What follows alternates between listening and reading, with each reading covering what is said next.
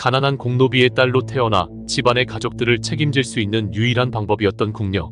하지만 궁녀가 되어 입궁하게 되면 결혼도 하지 못하고 죽을 때까지 궁궐 안에서 살아야 하는 것으로 알려져 있는데, 그렇다면 꽃다운 나이에 궁궐에 들어와 넘치는 에너지와 욕구를 어떻게 풀어냈을까? 흥미로운 이야기는 묘하니.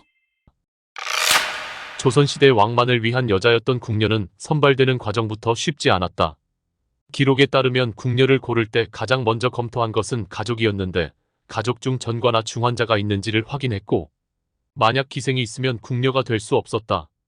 또한 종친부나 의정부의 공노비는 궁녀가 될 수 없었으며 성균관의 공노비도 금지되었었다. 이러한 서류 심사를 통과하게 되면 현대의 취업처럼 면접이 남아 있었는데, 이 과정에서 앵무새의 피를 팔목에 묻혀 흘러내리지 않고 묻혀 있으면 수천여로 간주하고 통과가 되었다. 분명 당시의 관료들도 이 방법이 전혀 근거 없는 미신이라는 것을 알고 있었을 텐데, 왜 이러한 방법을 사용했을까? 학자들에 따르면 수천여가 아닌 소녀가 면접을 본다면 들킬 것을 염려해 긴장으로 몸이 떨려서 앵무새 피가 흘러내릴 거를 이용했을 것으로 추측한다. 그리고 조선시대에도 앵무새는 귀한 생물이라 모든 후보들에게 앵무새 피를 사용하기도 힘들었기 때문에 평균 입궁 나이에 비해 많은 나이에 들어온 여자들에게 시행하거나 가끔씩 몇몇만 시범삼아 시행하여 위압감과 공포감을 심어주기 위한 목적이었을 것이라 생각한다. 삼천궁녀 의자왕이라는 유명한 말이 있는데, 조선시대의 기록을 보면 당시의 궁녀는 600여 명 안팎이었다고 전해진다. 태종 때 20에서 30명 사이였으며 세종 때 100명에 근접했고, 인조 때 약 230명으로 점차 늘어나기 시작하여 영조 때는 600명가량까지 증가했지만, 조선 후기로 가며 재정이 악화되고 나라가 기울게 되며 200명까지 감소했다고 전해진다. 이렇게 궁녀로 선발되어 입궁하게 되면 10년 후 계례식을 통해 비로소 정식 궁녀가 될 수 있었다. 근무 분야는 다양했는데 왕실의 의복을 제작하는 침방이나 장식물에 술을 놓는 일을 하는 수방, 빨래와 다림질을 담당하는 세다방 등 다양한 분야에서 보통 8시간을 일하고 다음날 쉬는 격일 근무제로 일을 했는데, 오히려 현재보다 근무 환경만큼은 좋은 편으로 볼 수 있다. 하지만 침실을 지키는 지밀 궁녀의 경우는 근무 시간이 통산 12시간이었으며 3교대 근무를 했다. 또한 당시 지밀 궁녀의 근무 형태나 인원, 근무자 등의 정보는 최고 기밀사항이라 관료조차 알 수 없었으며 관심조차 가져서는 안 되었다. 추가로 근무와 관련하여 흥미로운 사실은 환갑이 되면 체력적으로 약해지기 때문에 기존의 근무 방식이 아닌 단축 근무를 시행하였다고 한다. 격일 근무와 3교대 근무 등 비교적 여가 시간이 많은 궁녀들은 보통 간단한 놀이나 바느질, 글씨 연습을 하며 시간을 보냈는데, 조선 중기 이후에는 궁녀들이 무료한 시간을 보내기 위해 담배를 즐겨 피웠다고 한다. 하지만 이 담배를 피기 위해서는 자격시험을 치렀어야 했는데, 선배상궁 앞에서 담배를 피워 선배상궁이 그만하라는 신호를 줄 때까지 피웠어야 자격이 주어졌다. 만약 목이 아프거나 어지러워 중간에 포기를 하면 시험에서 낙방하였고 다시는 담배를 필 수 없었다. 당시 궁녀는 모두 왕의 여자로 여겨져 다른 남자와 관계를 할 수 없었다. 만일 궁녀가 외간 남자와 짝짝꿍하다가 적발되면 즉시 참형에 처해졌는데, 특이한 점은 궁녀의 경우 임신한 상태여도 당장 처형을 집행했었다.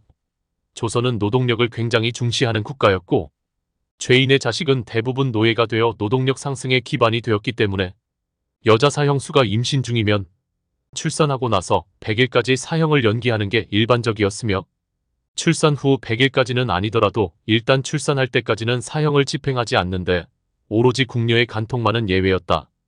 이 말은 궁녀의 불륜을 살인죄 같은 일반적인 사형 죄목보다 훨씬 심각한 죄로 간주했다는 뜻이다. 그럼에도 불구하고 대부분의 궁녀는 꽃다운 청춘이었으므로 연애를 하고 싶은 욕망을 완전히 막을 수 없었다. 기록에 따르면 세종 때는 궁녀 내은이와 환관 선생이 언약식을 하다가 적발되어 둘 다 참수에 처해졌고, 단종 때는 궁녀와 별감이 새쌍으로 연애를 하다 걸린 사례도 있었다.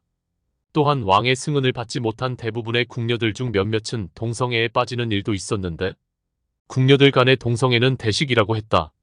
세종 때는 여러 궁녀들의 동성애가 발각되어 큰 문제가 된 적이 있었고, 영조 때 조현명이 올린 상소에 따르면 궁인들이 혹 족속이라 핑계하여 어염의 어린아이를 금증에 재우고 요사한 여승이나 천한 과부와 안팎에서 교통합니다. 라는 부분도 있다. 그리고 궁녀들끼리 엉덩에 서로 붕이라는 글자를 문신으로 새기기도 했는데 KBS에서 방영된 사극 드라마 장희빈에서 이를 묘사하여 시끄러웠던 적이 있었다. 조선의 궁녀는 늘 몸과 마음을 단정히 하며 정조를 지켜야 했는데 왕도 사내인지라 본인만의 이상형이 있고 무한한 체력을 가진 에너자이저가 아니었기 때문에 대부분의 궁녀는 수천여로 죽었다. 이에 많은 사람들이 궁녀는 한번 궁에 들어가면 평생 궁궐 안에서 살아야 하는 것으로 알고 있지만 사실 고령이 되면 은퇴해서 궐 밖으로 나가서 살 수 있었다. 또한 그 외에 많은 이유로 궁궐을 떠났는데 죽을 병에 걸렸거나 소속된 주인이 죽었을 경우 심지어 나라에 큰 가뭄이나 어려운 일이 생기면 시집 못 간 여자들의 한 때문이다라는 말도 안 되는 이유로 멀쩡한 궁녀를 대거 출궁시키기도 하였다. 다만 어떤 이유로든 궁을 떠나게 된 궁녀라도 영원히 왕의 여자로 취급했기 때문에 궁 밖에서도 결혼을 하지 못했다.